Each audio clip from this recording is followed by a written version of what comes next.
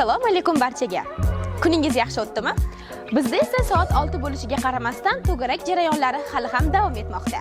Respublika Barkamol avlod bolalar maktabi kunning har qanday qismida o'z to'garak a'zolari uchun qulayliklar yaratadi. Qani ketdik, bu haqida to'garak a'zolarimiz fikrini eshitamiz. Assalomu alaykum hammaga. Men Hamidulla Solih, 11 yoshdaman. Bu to'garakka men 6 yildan beri shug'ullanaman. Trenirovkamiz soat 17:00 da boshlanadi. Bu vaqt bizga ham juda ham qulay.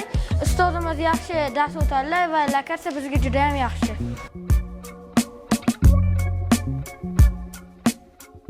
Assalomu alaykum hammaga.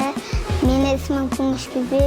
Men 7 yoshdaman. Bizning darsimiz soat 5 da boshlanadi. Bu bizga juda ham qulay. Ustozimiz zo'r dars o'tadi. Assalomu alaykum. Mening ismim Asalxon. Men IT to'garagiga kelaman. Darslarimiz 5 da boshlanadi va bu juda qulay.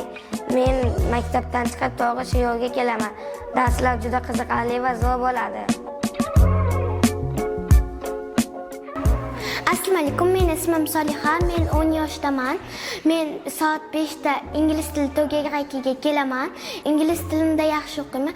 Ingliz tilim o'qituvchim juda yaxshi dars o'tadi.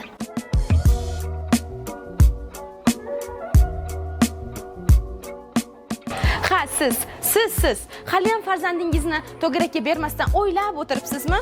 Bizda siz uchun ajoyib imkoniyat bor. Bizda Respublika Barkamol avlod bolalar maktabida soat 5 dan keyin to'garaklar o'z faoliyatini olib boradi. Farzandingizni yozgi ta'til vaqtida bo'sh vaqtlarini mazmunli va maroqli tashkil qilishni xohlaysizmi? Unda Barkamol avlod bolalar maktabiga tashrif buyuring.